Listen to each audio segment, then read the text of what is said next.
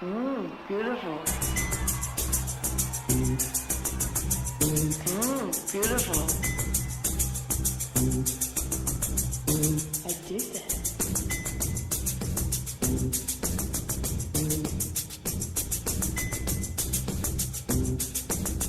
I dig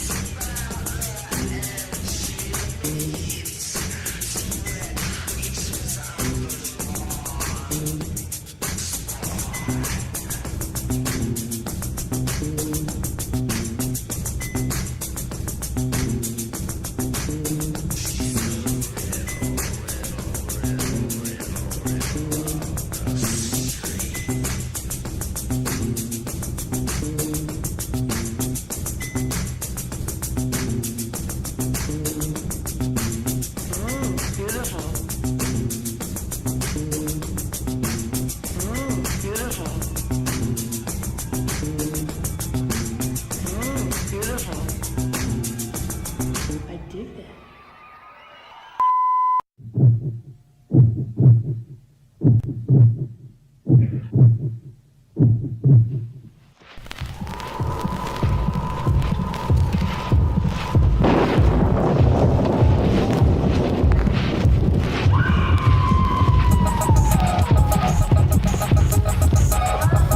Under 17 not admitted without parents or guardian.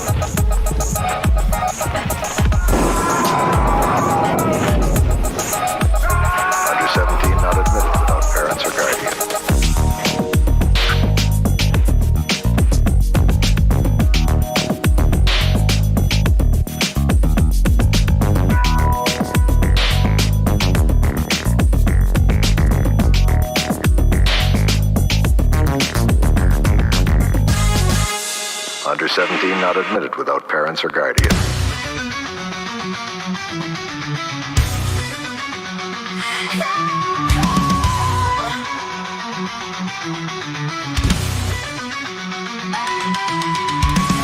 Waking up in broken light, silent screams in empty night. Lost a dream I held so tight, now shadows chase and fight.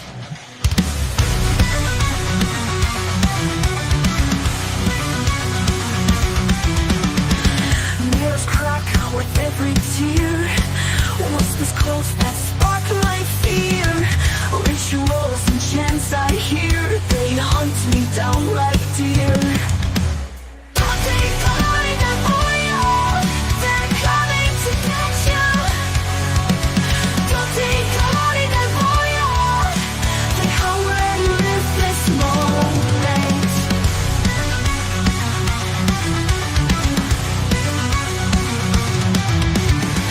Pain and grief both intertwined, ghosts of past I can't rewind. Carving bricks down my spine in this battle I've to find. Under motivated stars, stars I bear like broken bars.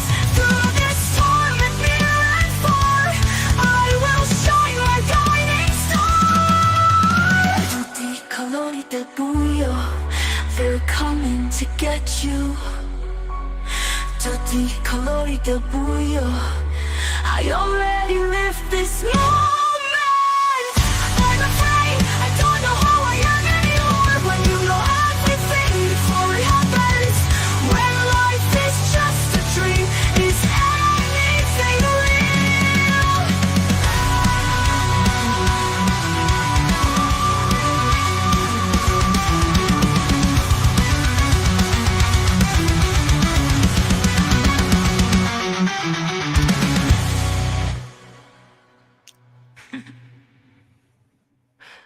Afraid I don't know who I am anymore.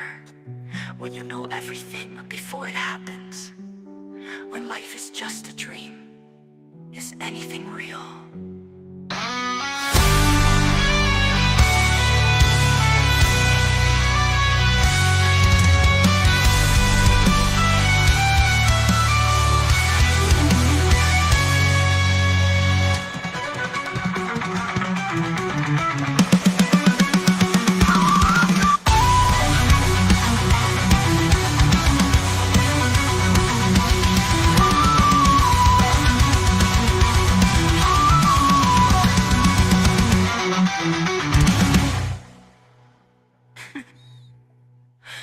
Afraid. I forgot about the fake out ending. Sorry. Yeah, those guys like those fake out endings. Welcome to the show, everybody. Sorry we're running a little bit late. We had some technical difficulties, but we have solved them, and we're not going to have any more for the whole show. Yes. That's not the only thing that went wrong with tonight's show. Unfortunately, Stephanie Sack had to back out. Yeah. And so you're stuck with just us for the rest of the night. Sorry. Yeah, sorry guys. But you got two great movies. I love both these movies. We got a little Fenech double feature here, and Fenech. But I'm very excited about that. These are probably in the first 5 giallos I had ever seen. So I have a lot of heart for both of them. Especially Giallo 101, isn't it? Yeah, it definitely is. And especially Case of the Bloody Iris, which is coming out on a new Blu-ray. It just came out about a couple weeks ago. Yeah. I still have my battered Anchor Bay copy that, with a really thick case, as we always talk about the old Anchor Bay cases. And of course, Severin put out All the Colors of the Dark a couple of years ago, along with All the Colors of Giallo set, which is pretty cool. Mike Justice asks, will there be fat naked people in the first movie? Yeah, there will. Yeah. What's interesting, I think, about the first movie tonight is there's always a big debate over whether a movie is giallo or not. And often if they have supernatural elements, they're not considered pure giallo. However, our first movie has a lot of supernatural elements. It has devil worship. It has precognition. It has little past life experience things, near death experiences. It feels a lot like a lot of times Sergio Martino's movies feel like they take a start in another movie, which isn't a bad thing, and he kind of goes his own way. This feels very Rosemary's Baby-ish in the beginning, where it's a woman trying to figure out why it feels like her life is kind of being taken away from her, and then it definitely goes its own way by the end of the movie. But it has a cult in it, that's kind of around, and by the time you'll learn, but by the time everybody realizes the cult is real, it might be too late. If you saw it in America, it was too late, because there's a lot cut out of the American version, like the entire ending of the movie. But excited for everybody to watch it. Let us know in the chat if this is your first time seeing it. I know I've seen it before, but I honestly don't remember much about it. I got this I think I rented it via Netflix back when you had to send away for the DVD. They sent it in the mail. I don't know. I feel like I did. I watched a lot of Jolly around that time, like Strip Nude for Your Killer. Oh yeah. And, I don't know. I just don't remember a lot about any of those movies. So I'm due for a rewatch. Yeah, this one has really the dream cast of Jolly, because it's got George Hilton in it. It's got Edwige Fenech in it. It's got Nieves Navarro. And it has Ivan Rassimov, which really at that point, I don't know who else you got pretty much everybody, every major player. Wait, remind me who Ivan Rassimov is. Like, what has he been in? He's he's in almost all of the Martino ones. He's the in Strange Vice of Mrs. Ward. He's her ex-lover. That has the really brilliant blue eyes, and he's in what's the one Severin's putting out? The cannibal movie where he's the leader of the cannibals, the one with Ursula Andress in it. Slave of the Cannibal God. Yeah, he's like the Is that it? Yeah, I think he's the one that's kind of like the Jim Jonesy kind of character in that. He has a sister too who was in a few giallo as well, and she looks disturbingly like him. They have both have the same eyes and kind of stare, but it's always weird when she's in a lot of westerns too, Italian westerns. So it's kind of cool whenever she shows up. But yeah, this movie has a few, at least, aesthetic similarities to The Strange Vice of Mrs. Ward. Yeah, because of the reasons you mentioned. Because he's in that too, and doing some kinky shit with her, and now he's doing some more kinky shit in this movie with her. What was up with him? I just think that they work together really well. Like it seems like a very similar thing in this one, where she always has a past lover. This is what I always get the feeling in Martino's movies with her. She had a past. She was a lot freer in her past, and now she's with a man who might be a little more boring. And you know what I mean? She's kind of had to settle down after sowing her oats, but those oats of the past have come back to haunt her. And often, like her Strange Vice or like something she's into, like in this one, Devil Worship, she's like, it's kind of hard to reconcile the vanilla life. I love how casual Satanism is portrayed in this. They're like, I started doing Black Mass and it really helped me. And you can come to the Black Mass too. Oh, you know what movie this would go great with is this would go really well with Suburban Wives. What's the better title of that? The Romero movie. Season of the Witch. Season of the Witch. This would go really well with it. Was the actual Hungry Wives and Season of the Witch. Suburban Wives is something else, I think. Okay, but I love that movie, and I think this would work really well with it because it's very similar, where a woman finds out that like she's not getting what she needs from her husband. Maybe her life hasn't turned out like she wanted it to. You know what? Satan would help. Yeah. And if I do a couple Black Masses, suddenly, and this one has. It has I don't want to give it away, a happier ending, but it also has a really dark ending too. I think that's what I really dig about it. This probably has my favorite ending of his films. It did have a bad ending if you saw it in America, because it ended with when they got her. Yeah. And sold like a zombie movie, which is hilarious. I'm sure you've pulled a few things for us for that. But like what's amazing to consider is like within 5 years, like Martino made like literally some of the, like you said, Giallo 101 movies, like all within, years of each other. He made this, he made Strange Vice, he made Your Vice is a Locked Door, Torso, Oh. And it just all like one after the other. And it's like, wow, to have like, and a lot of them have the same people. And his brother was married to Edwige while they made these. And it's really wild that like, Guy. yeah, his second wife, I can't remember who his second wife is, but she's also a giallo actress. And it's like, I guess she was just fine with it. She's like, oh yeah, you know, he's with me now, but he was only married to the most perfect android that was ever created. Android. She can't be human. She just doesn't even look human. But you know who also doesn't look human to me? Speaking of that, I saw Ariana Grande last night on Jimmy Fallon, and holy shit. Like, I never actually saw her before, but Mark wants to go see Wicked, so I was like, I guess I should like see who's in it and what's there was something really weird about her. And I think I couldn't tell if does she wear contact lenses that make her eye all one color? I think so. Her eyes are like anime eyes. She has like really big eyes. She was on SNL, and I kind of noticed that, where she seems kind of, her face feels kind of, and I don't mean this negatively, like porcelain. Like it feels like I'm just totally real. She knows she looks like this. She knows she's doing this. You know, I don't think it's wrong to say that. I mean, her eye looked almost like it was a cartoon. Yeah, the way it moved, like, because it was just like a big black, not even an iris. The iris was all black. So, in a way, iris. I'm not saying I didn't like it. It was just unexpected. It reminded me of the first time I saw Pete Burns in the black contact lenses that totally blacked out his eyes. I was like, what the fuck? And I felt that when I saw Ariana Grande last night. Yeah, I always feel like that about. Well, obviously, Naves Navarro and Edwige Fenech in this movie are both like, it's kind of like weird, like their makeup choices and the way they look, like they're very drag queen looking, and I mean that as a compliment. Like it's like the gigantic eyes, the way their hair is done, like it's like a makeup style that doesn't exist anymore. And I love that about these movies.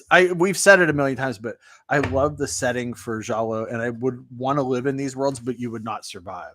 They're terrifying worlds of psychosexual violence, and it's like, but on the other hand, it's like, the 70s, come on. It's the makeup style of Elizabeth Taylor, pioneered by Elizabeth Taylor. I think that's probably their inspiration for it, and also many others.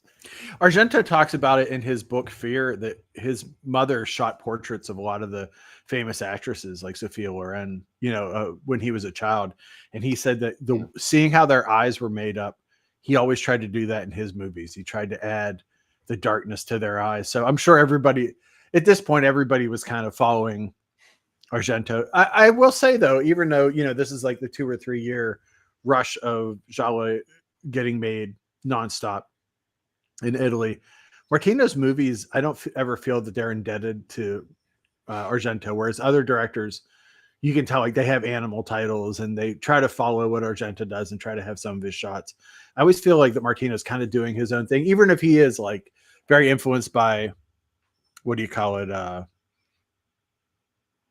By Bava and Rosemary's Baby and other movies, but he's kind of very much doing his own thing, and that's what I like.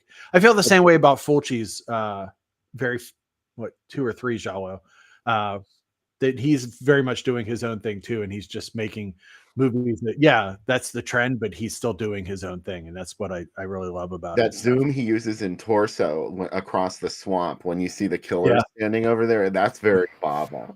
Yeah, it is. It's funny because that look of the swamp scene shows up in so many slashers. So it's always interesting. Like they call them filones in Italy, like these veins of films, and the veins flow into other veins. The slasher is very much the bastard child of the giallo. Like the giallo is still, while it has sex and violence and nudity and stuff in it, it still has like a veneer of sophistication, right? Maybe it's the J&B, maybe it's the outfit. Do you know what I mean? The fact. Well, Carlo Ponti wouldn't put that out unless it did have that sophisticated edge. But versus like a movie like The Prowler or Friday the 13th, it's like this is for teenagers to come in and get drunk and watch. Do you know what I mean? Like they weren't sold like these movies, like that they were cool and that people were beautiful. Yes, while there are beautiful victims in slashers, it's a lot different. Like to me, it's weird. They have a lot, as much in common as they have different. And that's what I love about analyzing that. You know what I mean? Like they do, slashers seem to have a more disfigured killer until you get to like New York Ripper, which is very much at the intersection for Fulci of like slasher versus. That's true. Yeah, that's absolutely true. Like the slasher is always a monster. Yeah. There's like something monstrous about them, even though anybody who would do this would be a monster. But like the Italian films are all, there's like a person behind that. And they're the ones, and there's a reason and there's a motivation. They're driven by something. They're also very like based on obviously the Edgar Wallace novels and Ellery Queen and like detective fiction. So that a lot of times, depending on the creator of them, it's there's a lot of procedural elements. Obviously, the genre moves into the Plesioteca after this. And that becomes completely police driven and also very Dirty Harry driven. But I kind of like the Krimi, the German version of Edgar Wallace films, are very close to giallo too. So it's always interesting to me like how we go from the German version of it to the Italian version to slashers, because obviously Friday the 13th is at least the second movie is very indebted to Mario Bava. The first one too. Yeah. There's a lot of there are cues in the first one. The first one feels, and maybe this is my post reading of it. It does feel a lot classier than what would follow, because it is like a contained mystery, and it's more of a mystery story and like a ghost story kind of thing of what happens versus like later, which the movies later just become about how can you top this kill. And like, while there are murder set pieces in giallo, especially in Argento's movies, are all, and Bava talked about it too, the pornography of violence that shows up in Blood and Black Lace. The killings are important, but the killings, maybe while gorgeous and beautifully shot, take second place to why this is happening. You know what I mean? And how it's coming together. I love monster could have done this. Oh, these are my favorite movies though. This is probably, outside of maybe tied with the Italian Gothics, this is my favorite genre. Like I just love the world of these, especially as like it mutates as we get into the 80s. Like I know I talk about it all the time, but like Obsession to Taste for Fear and Too Beautiful to Die and the 80s movies that come out of this are gorgeous, and erotic thrillers come out of this too. With you just showed Basic Instinct. Is that not a giallo? Yeah, that's going to be hosted by Stephanie Sack on December 20th at the Logan Theater in Chicago. Check it out if you're local. I saw Basic Instinct in a theater. Oh, did you? I remember that very well. I saw Fatal Attraction in the theater, and me too. It was weird because I kind of reacted to it. It almost feels like a parody sometimes of those movies, where it's like, especially the way that the bunny kill is set up, it's like so obvious, but like the way the multiple shots as we lead up to it, it's like, oh God, they're not going to do that, are they? And that was just like the audacity of that scene is like, I guess it's not funny, but it's something funny, It's bizarre. It's over the top and exactly the kind of thing you would expect from that character, I guess. I love when she takes her on the roller coaster. Oh my God, that scene is so good. The only better roller coaster scene is another quasi giallo, Fear. Have you ever seen that with Marky Mark?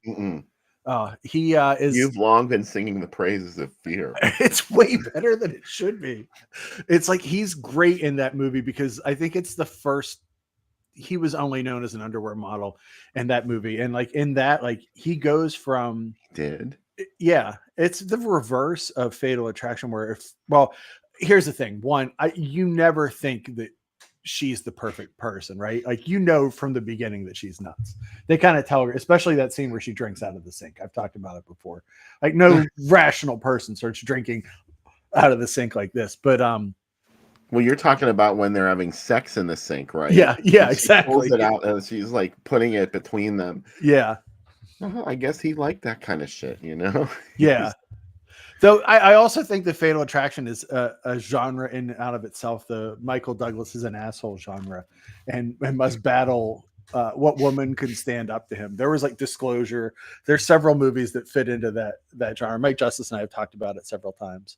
But yeah, there's one scene in Fear where Marky Mark keeps beating himself in the chest, so it looks like the father of the girl he's in love with beat him up. And he is like tattooed Nicole Forever. Becky just brought it up across his chest. Nicole Forever. Forever. And Sorry. oh my God, he goes nuts by the end of it. There's so much that happens at the end. But there's a roller coaster scene where he makes out with her on the roller coaster while Wild Horses by the Sundays play. And it's, again, so stupid and so cliche. But you know what? Sometimes cliches work. Do you know what I mean? It's like such a good scene. Now that I'm past the 90s, do you know what I mean? Now, like almost 30 years past the 90s, I'm looking back with much fonder lens than I did when those movies came out.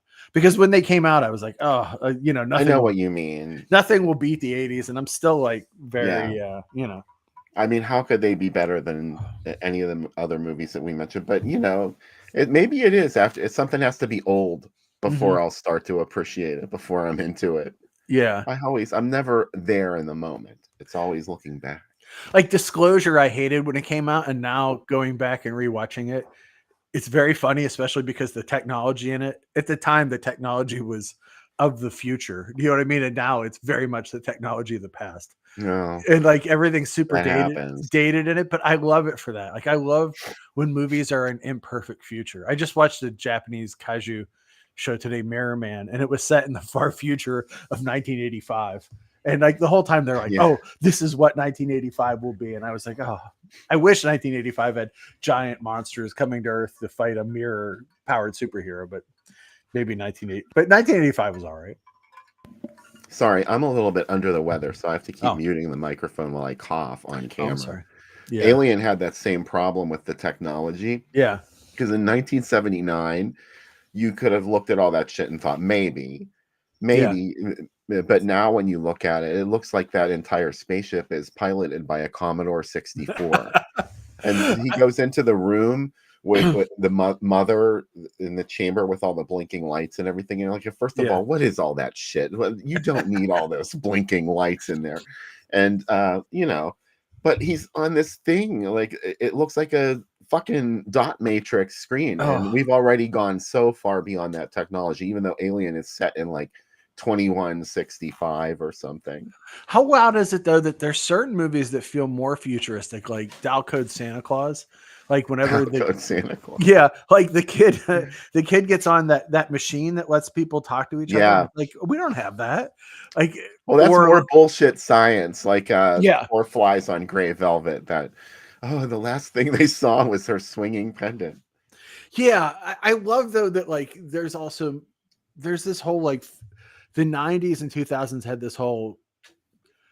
Everybody realized that they missed the boat on Blade Runner, so they're like, we should buy the rest of these Philip K. Dick books and make stuff. And they all saw like Payback and like Johnny Mnemonic, like this era of movies. Oh my god, I forgot about that one. Yeah, and what's the other one with Mick Jagger wearing the hat? That one where he's like a killer. It's like it's a one-word title. Charlie, what's his name's in it? Not Charlie Sheen. Oh gosh. Not Payback. God, I'm sure someone in the chat will remember. But yeah, it's amazing because like I won tickets to see that, and even when I saw it, I'm like, this movie feels ancient, like, and it feels Free Jack. Thank you, Becca. Just yelled Free Jack. Oh yeah, there we go. Thank you, Becca. Thanks, Becca. But I love that movie because it's like there's things in it that at once feel futuristic, and there's other things that feel like 30 years past their expiration date. And I kind of dig. I say this all the time. This is my tagline. I dig that. Thank you, Dan and Dustin too. Yeah. You guys this is how old that movie is. I want tickets on a radio station to see it. Does that make me? God. How old is that? I also want tickets from the same station to see Nothing in Common, the movie that put me on my path to advertising. Nothing in Common. Oh my god. That no one talks about that movie anymore. That's a really good movie. Jackie Gleason's great in that movie. Jackie Gleason's in it. I guess at the time people were disappointed in it. Unfortunately, the Thompson twins did the theme song to that, and it's like one of the best things they ever did. In my opinion, there's a video of them with Tom Hanks is in the music video. I think people still, that was at the point where people had not yet accepted Tom Hanks as a dramatic actor. Yeah, he was I think huge, that was the movie, wasn't it? That broke him out of that role. Yeah. Comedy.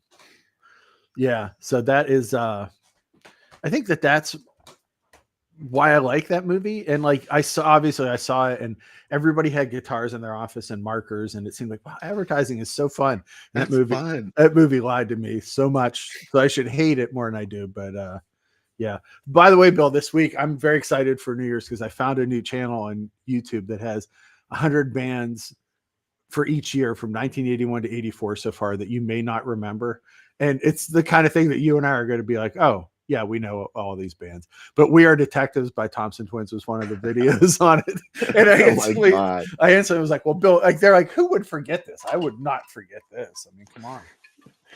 They did. Those were like two really weird videos they did. We Are Detective and Watching. Yeah. Go look at the video for Watching. It's like this futuristic thing, and they have like chickens and stuff in a big, it's like in a big like factory. It's pretty amazing. Also, they also had another video for 100 hard rock bands you may have forgotten. Kingdom Come was on it. Danny Steigerwald's band from Pittsburgh. Yeah. That's back when bands could just be like, oh, you know what? We should sound a lot like Led Zeppelin and get away with it. With sleazebees on it? Yes. Sleazebees? Sea Hags weren't. Dogs D'Amour? Dogs. Please. Do you know how much I love Dogs D'Amour? Really? Oh, my God. I have they just had a reissue come out. I love those guys so much. And London, well, they're the choir boys in England, but the London choir boys like that. There's this weird, it's a third segment discussion, but this whole weird, like, that's okay. There's this whole weird glam thing that do you know what I mean? Like bands that were kind of sort of glam in the mid 80s, like hair metal, but glam, and from England, like Dogs D'Amour and Choir Boys. And Zodiac Mind Warp's a little heavier, but like that kind of weird stuff, and they'd come over and get one song in the US. Yeah, there were clear distinctions among like the glam metal bands and like how far you could go with glam and how far you could stray from like what was the formula for hair metal and heavy metal at that time. Like I'm talking about like the hit stuff. Oh yeah, not like the real culty like subgenre stuff. Like, but like Disneyland After Dark, a band that nobody knows. Oh my God! Yeah, that you could tell that there was stuff that wasn't popular in the United States. Like you mentioned, Zodiac Mind Warp. Yeah, that was never really. It was people knew Zodiac Mind Warp, but it wasn't huge. Rick Mayall did their video for Prime Mover, which is opine the greatest music video ever because it's everything that you want. Like they descend in a UFO to this girls' school. They turn all these Catholic schoolgirls into punk rock girls. They have a tank drive through a church and then blow Nun's head up. I don't know how a video can be, but I don't know what else you want from a video. Also a KMFDM associated band. They're tied into them. So I love Zodiac Mind Warp. That the love reaction. The love reaction taken from a Bruce Springsteen song. Man. Anywho, all the colors of the dark. I brought my Blu-ray out. This is the Severin Blu-ray, which is very beautiful. And this was written by Ernesto Gastaldi, who also wrote the second film we're going to type tonight, which is very exciting. And this cut is great. This even has the US cut, but they're coming to get you cut on it, which is very exciting. Yeah, I would love to see how that. I mean, is it literally just the movie with the last 20 minutes cut off of it? There's a little bit cut different. There's a different opening. Like obviously the logo is a little different. I love the balls on the different name where it's just like literally the Night of the Living Dead line, and that was so ingrained in the consciousness at that point. Oh, Daryl had to go bring up Hanoi Rocks. Oh, that's why I hate Motley Crue. To this day, I just gave Becca Vince Neil. Does my wife need to hear a 10-minute speech about how much I hate Vince Neil because he killed Razzle from Hanoi Rocks? Yeah, she does. I told her about it the other day. It was stupid. They were young and stupid. So, Hanoi Rock Shanghai Shakes is a great name. I love Michael Monroe's solo stuff too. His Dead Jailer Rock and Roll is a great song. But Hanoi Rocks wasn't really big in the States. Like kids weren't like writing Hanoi Rocks on their school notebook. No, I think they were big amongst like musicians, like obviously like Motley Crue, and like bands really like them. But they also fit into that kind of. They have definitely a what do you call it? A bit of Bowie to them, and like all the young dudes kind of. That's why I always like them, because they don't feel as commercial. Maybe that's definitely why I like them. Do you know what I mean? Where there was these bands, like it always starts like if you get really into a genre. Just like movies, right? Like music the same way. Once you start to get into a band, you're like, oh well, what else? Either you're a Surface fan, you know, like or you go like, what else? And I know you're the same way with like Thrill Kill and Pete Burns and stuff. It's like, what is everything like this? And what is everything that came out by these people? And you get like super invested in it. Yeah. And I think that happens with like bands where you're like, God, I can name the dumbest hair metal bands like Jet Boy and Laz Rocket and stuff like that came out. And it's like, Badlands is another one that I really like. A little more country-ish. That's Jake Ely from Ozzy's solo band. We were talking about the Cult and how the Cult started out goth and suddenly turned into this hard rock band that sold in America. I love that. There was another band that I was thinking of though that kind of almost did the same thing, and that was Gene Loves Jezebel. Yeah, they did their hard rock record too. Well, they totally like did a whole bunch of hard rock stuff at the end. But they missed their moment. It was like right when they were recording with Jimmy Iovine. Mm-hmm. Is that how you say his last name? Yeah. And they were hanging out with Aerosmith, and you know, like all the like hard rock LA people had totally accepted them, and then the two brothers split. Oh, because it was fronted by two brothers, and they had a falling out, and one of them left, and then it just totally like took everything out of it. It's so wild if you listen to the Southern Death Cult album, and then Ceremony, not Ceremony. Is that the one? Yeah, the Love. That's the first full Cult album. Those two albums are very hippie-ish, and also like weird goth. Like they're not that heavy. They have guitar parts, and yes, but they're very like chill. And then Electric's just like an AC/DC Led Zeppelin album. Like it has all these riffs. It's great. And then Ceremony does Sonic Temple and Ceremony do a good job of like, you know, getting it across. I love the Cult. They feel like a band that got really close to being a big deal, but we're just like that close to maybe not. Like Firewoman and Love Removal Machine were pretty big songs. Anyway. Yeah. Let's say, look at this ad. This ad, yeah. I was gonna say this ad promises a total supernatural experience. Like bring a brave friend and all this stuff, but it's not. Well, for one thing, I think it's amazing that it was paired with Night of the Living Dead, because the title has been changed to They're Coming to Get You. Yeah. So, I don't know. But anyway, this was very early in the film's run. This was January 1976 that this played the States.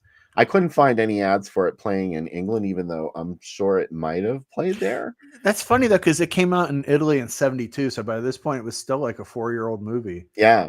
But they were like, no one saw this here yet. It's okay. Yeah. We'll put it out. We'll call it. I love this playing with Night of the Living Dead, though. That's a great, a really interesting double feature. 2 zombie movies together, right? But that's why this looks different. This actually has Edwige Fenech in the ad. Yeah, clearly, and it has a totally different sort of vibe. This ad. This is the only place I ever saw this ad used. Because, and for some reason, somebody stuck it out in January. Independent International put this out, we should say, right off the bat. This is very exciting that somehow this movie ended up with Independent International. Sam How Sherman. could that happen? Yeah. Here's what I love, and I know we're going to get into the other posters, the other ads, and you have the poster too. That they changed the woman in the ad to be more classically American beautiful, like blonde and large breasts. Yeah, but it's like that supposes that the star of this movie is not attractive. Do you know what I mean? Like do that. Yeah, it's like this is, and maybe I'm biased, but like one of the most gorgeous women of all time, and it's like, yeah, but what if we got an American girl? American girl. I knew you'd come. I know you want to kill me. Bring a brave friend. Mm. So anyway, this was very early. This was January 1976, and it just sort of like played this one or two locations with this campaign. Then it didn't come back till June. So they just decided not to put it out, I guess. For Is real. it because of weather, you think, maybe? Yeah. Yeah. Well, it was January, so they're not going to do a lot of drive-in business in January. Yeah. Usually the stuff, indoor theaters too. People don't seem to not want to go to the movies in January because for a long time you knew something was bad when it was released in January. That's when they dumped off movies, which is weird because like you would think people would want escapism after going back into the world of work and stuff. Oh, wow. This is very similar to the one that Chris said that he saw. Chris said he saw Night of the Living Dead, They're Coming to Get You, Wizard of Gore, and Horror of the Blood Monsters. This kind of switches that's it up. amazing. Yeah. While children shouldn't play with dead things, playing before Night of the Living Dead is pretty awesome. Talk about the cart before the horse. Yeah. Wow. Do you think people, it feels like Blood Feast and children together is really cool though, isn't it? Like this whole lineup is just amazing. There's nothing I can say wrong about this whole lineup. Like this whole lineup's astounding. All the Colors of the Dark is, I don't know, classy. Yeah. And the rest of the movies are all just, drive-in junk. I think post, which I love. Yeah. And I think post, elevated horror, we look at Night of the Living Dead as being this like classy film, but it wasn't intended to be that. No, it's almost like by accident. Yeah, it was intended to make money. Like that's what it's there for. I mean, every movie is in some way, but it was very much an exploitation movie, and it's very much a regional movie too. They're coming to get you, Barbara. Oh, man, Women in Bloody Horror. Yeah, what is that? Is that the Bloody Terror? No, this was Joy Hawk. I don't know if I'm saying his name correctly. I think he made those two movies, or produced both of them and directed one of them. It's a great title, though, isn't it? Like it makes you want to see that movie.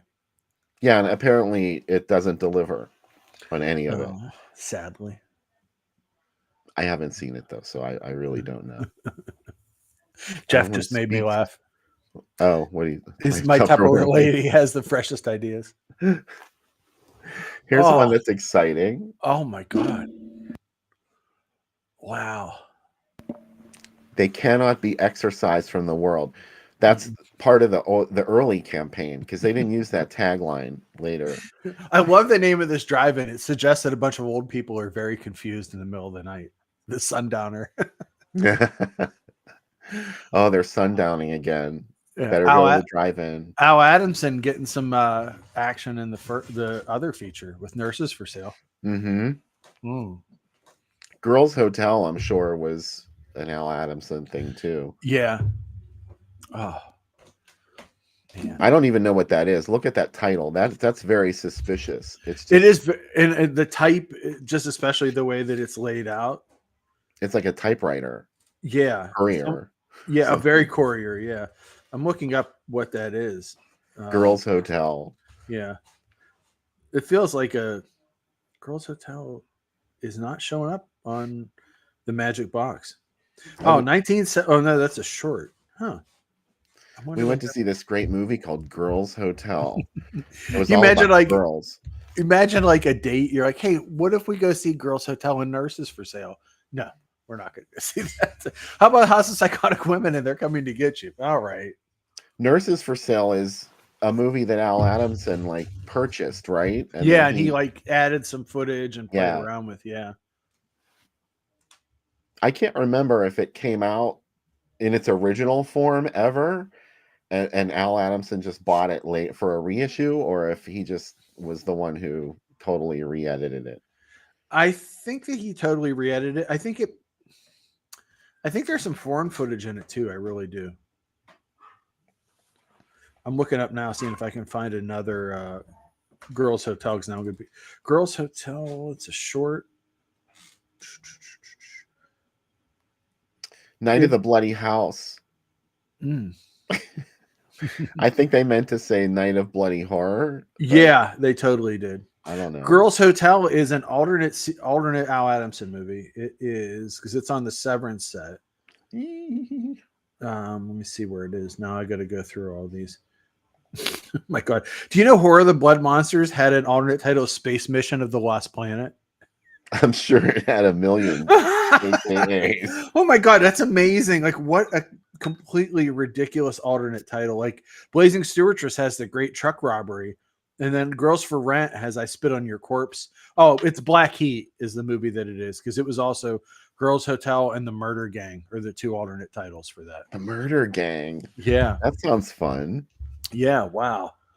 Al Adamson getting all those movies out there.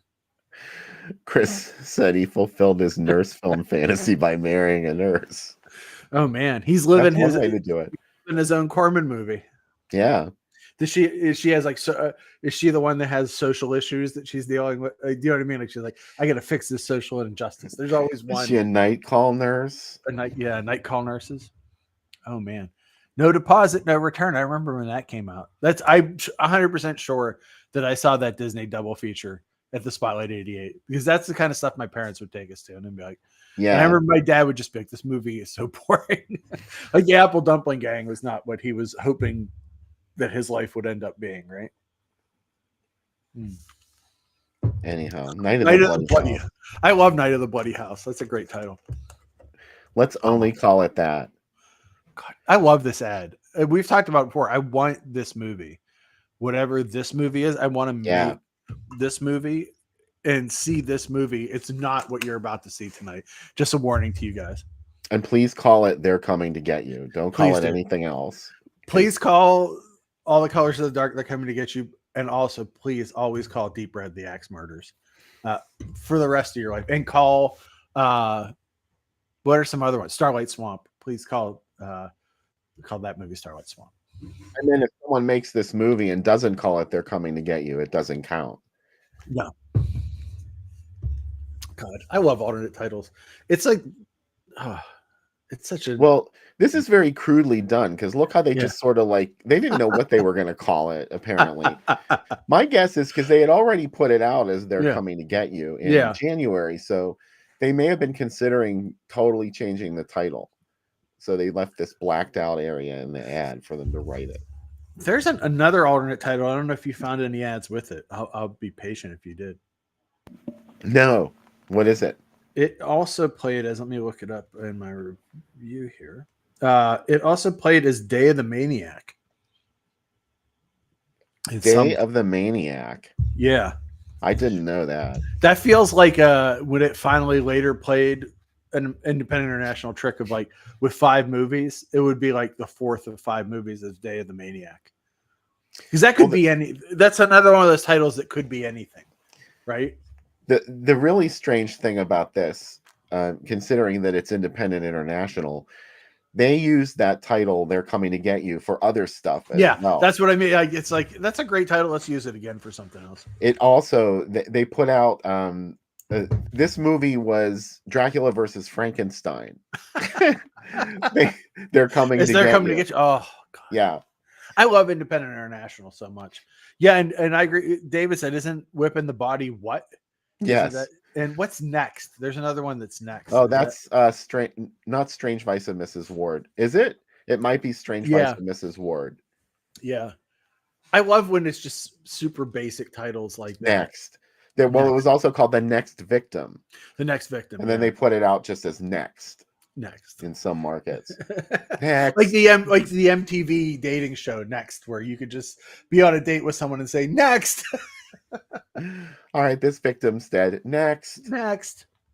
Bring them in, the Pom Pom Girls. Or what's the one title for what have you done with the Rah Rah Girls? The Rah Rah Girls. That's the greatest title ever. I love that people went and they're like, yeah, we're gonna see some cheerleaders get naked and like, no. And you're like,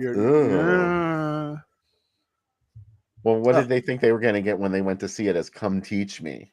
Exactly. Mike has the answer. It came out on VHS this Day of the Maniac on Super Video. That's Come awesome. teach me. I always, if you ever read the posts that I do to hype up the show coming on, I always say our super intelligent or like super knowledgeable chat room. I'm gonna give everybody a compliment. You guys always know stuff, and it's like that's what's great. Even if I'm like, yeah, I've been hitting the moonshine during this episode. Like you guys are always like, I'm here, Sam. Don't worry. You have a safety net with me. Moonshine? I didn't know it was moonshine. It's moonshine. Dr. Black, Mr. Hyde. I like that. I really like that movie. Me too. What is it? The Watts Monster? The Watts Monster. Yeah, let's not call it Dr. Black, Mr. Hyde. Oh my God. Isn't the Watts, with a little bit of years, isn't the Watts Monster a super racist title for that movie? Where it's like, oh, the Watts riots. This movie Not will necessarily shock the white people into coming to see it. Well, it was only called that because there was a place called the Watts, but there were the Watts riots that happened, and like people associate Watts with that kind of thing. The Watts Monster. I think that's fair. I love the type for They're Coming to Get You. It looks like a punk band's logo. I know. It's so cheap. It's just, Carlo Ponte puts out Torso, or Sam Sherman puts out All the Colors of the Dark, and makes a title with electrical tape. Yeah, he totally did it. Oh. I think it's it's okay. We're not judging. They cannot be exorcised from not from this world, from the world. There's only one world. Yeah, there are no alternate realities. This one. This is just it. We're doing it. But yeah, this was, of course, closer to The Exorcist in January of 1976. So they're like, okay, let's sell it like this. But the strange thing is that when they put it out in June of the same year, they decided to go with a zombie angle. Yeah. Which with zombie, Hallmark releasing changed their ad campaign for Don't Open the Window or Living Dead at Manchester Morgue because they wanted to not sell it as a zombie movie. It's really weird that the two independent distributors did that switch. It is, and it's really interesting to know the contemporaneous movies that this played with. And to be like, and especially when it was originally created in Italy, it's an Argento cash-in in Italy. In America, it's a zombie cash-in. And it's like, but yet the movie stands on, and it's a Rosemary's Baby cash-in. And yet the movie stands on its own. It's dependent on the audience that watches it and also the people putting out of how you view the movie, which I always find fascinating. It's what you take away from the movie that's important. It's something that happened on the page this week. I posted an ad for The Awakening and everybody hated it. Like I asked everybody what they thought and people were chiming in and saying like mostly that they hated it. And one person said, am I the only one that likes this movie here? I think it's also when if you saw The Awakening as a kid, you might be more excited about it than as an adult. Do you know what I mean? I don't know. I did see it when I was a kid. And what other movie? Isn't there a Hammer one of it too? Blood from the Mummy's Tomb. Yeah, and that's a way more exciting version. Yes. And I think if you saw Blood from the Mummy's Tomb first, and then The Awakening, you'd be like, eh. Well, The Awakening was trying to be more classy about it. It wasn't really a remake. Though it was, both of them were based on the Bram Stoker novel, Jewel of the Seven Stars. 7 Stars. Yeah. So they were just telling the same story, I guess. I did the Unsung Horrors Challenge this year, and I did a lot of mummy movies, and I really love non-universal mummy movies. Right? I've kind of decided that that's like a weird genre in itself that I like, and it's good stuff. Yeah, and it's like. But also, like, either mummy movies are going to be great because they're just so strange, or they're not going to be good, or they're boring, like The Awakening. Do you know what I mean? Versus Blood from the Mummy's Tomb, or you can tell when a mummy movie starts, where like, yeah, this is what I want. Like, I want, like, kind of like, and it's also weird of like, when is it a mummy movie and when is it a zombie movie too? Like, they could cross over. Sometimes they could just rip off Zombie and be the same movie and have almost the same beginning. Who knows? So this is the last one of the original ad campaign that I had stuck in there at the end. There's a couple more. Do you like the Mark of the Devil kind of like? Yeah. Tie What to is that? up with that? Yeah, like they're like, oh, did you see that movie? Actually that's gonna be on the site tomorrow. We did that on the show before, and I was thinking about it. I love Mark of the Devil. What a 75 minutes of Oh yeah, it's good. weird. Isn't it great? Like I know that there are some people that could watch it and be like, God, this movie's stupid. But I think for most I don't of want to us, hang out with those people. I don't ever want to meet those people or be friends with them. I just want where you're like, this movie is just synth. And I love that, like, yes, she has come to destroy this guy's life because she cursed all his ancestors, but he's also going to explain to her how coffee and telephones work. Oh, what a magical movie. This is, if I saw this ad, even today, if you saw this ad, doesn't this speak to you of like, this is everything you want? Yeah, and it might be nothing that you want if what you want is based on this ad, but yeah, never mind. Yeah, I mean, we got you. Once we get your dollar, we're set. We warned you in the title, they're coming to get you. Well, we meant us, and we got you because here you are. Well, what's funny is, so like I got you the poster of this for Christmas, I think last year. Mm-hmm. And my friend Jim, we were at Ides together where I got it. And Jim's like, wow, check out the tits on that girl on the poster.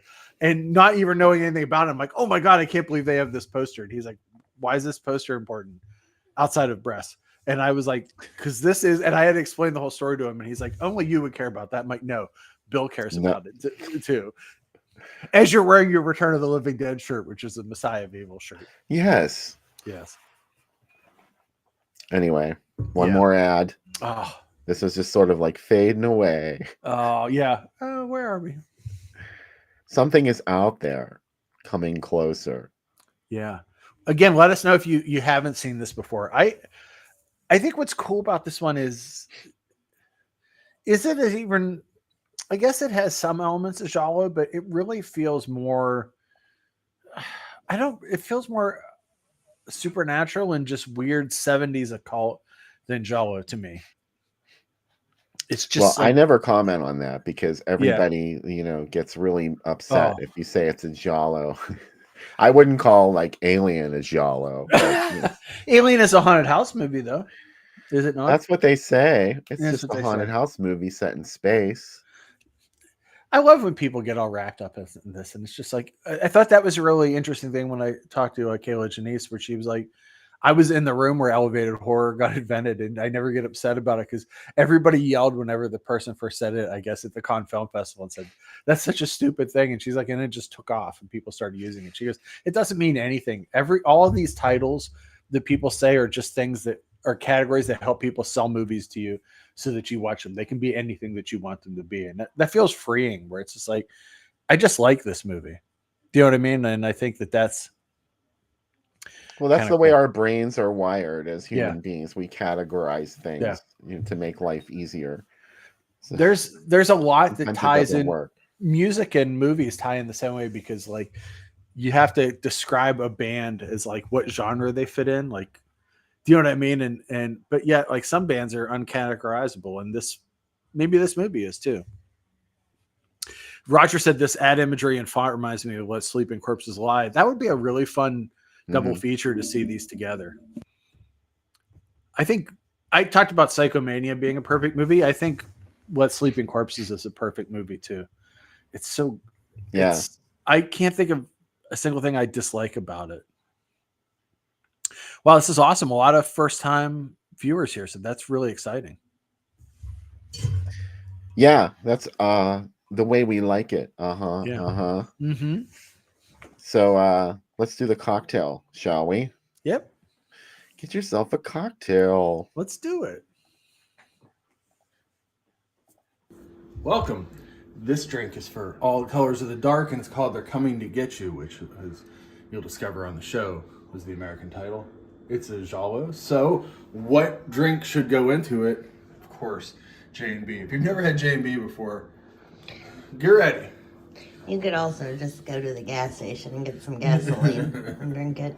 This is a daddy drink is what I call it. This is like, anytime I read these drinks, like it's an old man drink. Rusty Rail and stuff, this is like, J&B became big because this is literally Frank Sinatra is the other name for this drink. This is what the Rat Pack drank.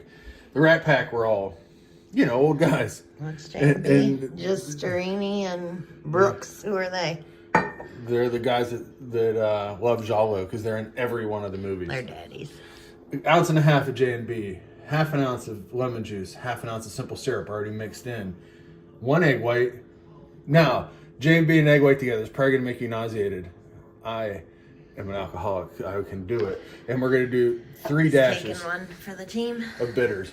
So, let's see what this is going to be. An experiment. This is the kind of thing you drink. If you want to get into the psychosexual world of the Jolly, this is the level of drinking that you have to embrace. So we're going to put in the J&B. We're going to put in the mix of lemon juice and the simple syrup. We're going to put in bloop. That gives it a little bit of luster and a little bit of body. You put that in at the end? I'll do it now. We're going to do 3 dashes. Dashed. Now, the important thing about this drink is you're really going to shake it up. And The egg whites. yeah, Fluffy. make them fluffy. And then you're not going to put your ice in the drink. So you want to have this chilled so that when you pour it into here, that it's cold enough to drink. Anyway.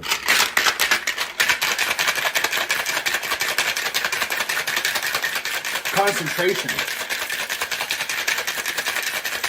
All right.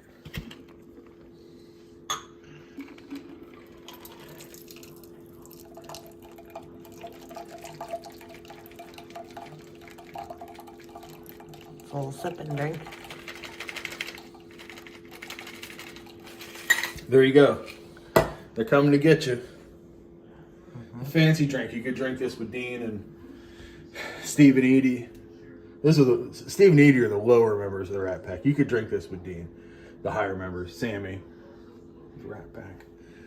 Anyways, it's like we're back at Vegas. We're in Italy being stalked by a gloved killer. Pazuzu. That's very nice. Very pleasing. It's a very balanced drink. I think the egg white really helps. You still get a bit of the hint of the J&B, but you don't get, if you drink J&B straight, Overwhelming. it's overwhelming. This is not as overwhelming. So I do enjoy J&B, but I think it's an acquired taste. Also, I'm Italian, so it probably helps. Anyway, Pazuzu, enjoy the movie. Yeah. Pazuzu. Been drinking since 9 a.m. Oh my God. No, I took a break, but that was filmed like at 10 this morning. So the reason there is an egg white in it is the egg white adds body to the drink. And what's amazing, you'll find out in the second drink too. Both the drinks this week, I was not expecting them to taste as good as they did. And they're very much like an old man drink, like a dad drink, I always call them, where it's like, these are the boozes that you see in your dad's bar. And I'm like, how do these go together and make something that tastes great? They both actually really do taste great. There's like a little alchemy that kind of puts them together. So Pazuzu, everybody, enjoy. I'm doing another vanilla vodka, vanilla Coke. Oh, yes. Because I don't go near J&B. Oh, this drink made J&B taste really good the way that it came together. I wish I would have, honestly. Yeah. It smooths it out. It definitely has a smoother taste. The second drink is very fancy, the Irish drink that's coming up for Bloody Iris. But yeah, J&B was definitely the Rat Pack drink. It was, I assume, and I've heard too, that they paid for product placement in a lot of these movies because they always show up in really sophisticated places. And I know that our friend Chip always posts I love when he posts on Facebook when J&B shows up in movies. I know. There's a J&B moment in almost every movie, apparently. Yeah. There's a J&B moment, and the one of the action figures, I sent it to him when I was on vacation, even has a J&B bottle in it. I'm like, here's a J&B moment in real life. So yeah, I had some. I was actually going to have the bottle with me when I started, but I'm trying to take it as easy as I can. But I'm sure by the end of the movies I won't. By third segment I won't. But I hope everybody's enjoying their drinks. Pazuzu, I'm having some very Yinzer drink, Turner's tea, as always. With this is Country Hammer. This is a locally based moonshine, and I'm having the caramel apple pie, which is 90 proof. Prep right for this. I think I just dropped my cigar. I hope it wasn't lit. No, I hope not. I don't think it was. Oh man. I'm gonna have to find it. Also, like I kind of today forgot how late in the month it is. So this week is Thanksgiving. So everybody have a great holiday this week. Thanksgiving's late this year too. It is, yeah. And It's crazy. It is. And it's funny because everybody on social was complaining about how cold it was and the snow we had yesterday. Like our light up night in Monongahela was yesterday. Everybody's like, "Oh, I can't believe how cold it was." I'm like, "It's the end of November." Like, I remember when I was a kid, like we had snow already by now. We had snow at Halloween. Like, do you know what I mean? Like this is your light up night. I love that statement. Well, it's Your crazy. Have you seen the Angelos too here? I've sent you pictures where they do the Ghostbusters light up. They do a huge light up night in Monongahela. They do it's a really big deal here. There's like multiple installations that open and stuff. It's really nice. Beyond the Monongahela Michael Myers and the Monongahela Mongoloid that live here. By the way, to Mike Justice in chat, there is a house for sale like 2 blocks away from me. If you'd like to actually live in the town that you've done stuff. You could be Sam's neighbor. Yeah. Yeah, you could. But anyway, I'm very happy that I wish that this was my first viewing of All the Colors of the Dark, which you can find on the Internet Archive and download and watch. Yeah, make sure you use the link on Groovy Doom because there's a couple different versions that have been posted to the archive, and most of them are in Italian. Yeah. So unless you speak Italian and you're okay with that, look for the link on Groovy Doom. I found the English one. And the second film here, obviously, is it's on Tubi, which is easier to find. But Bill said Rivertown's for misery. Yeah, there's a little bit of that in Monongahela. But actually, I would say our town is one of the few towns that has like tons of businesses, and it's really nice. Like I really like it here. I don't know. I grew up in a very small town though, so this is a lot like Elwood City. It's very similar. So you and John Cougar Mellencamp. Dude, I grew up in a small town in Pink House. You could breathe in a small town. My favorite thing that happened this year is not to do a year in review yet, but when we went out to see Children of the Corn out there, I was sleeping and Becca was driving through through Nebraska and just put on a John Cougar camp mix and rolled the windows down. She said, "I'm living the John Cougar experience." Anyway, go watch it on Internet Archive. Yep. And come back afterwards, and we'll be here to talk more about all the colors of the dark. So I tried to roll that off my tongue too quickly. It's a great title, isn't it? Though, yeah, both titles are great. Coming to get you. Do you? I like both titles, but I think All the Colors of the Dark is very something weird's going to happen. So something weird is going to happen. So stay tuned. Or no, don't stay tuned. Go watch it on the Internet Archive and then come back afterwards. We'll be back to talk some more on the Drive-In Asylum double feature.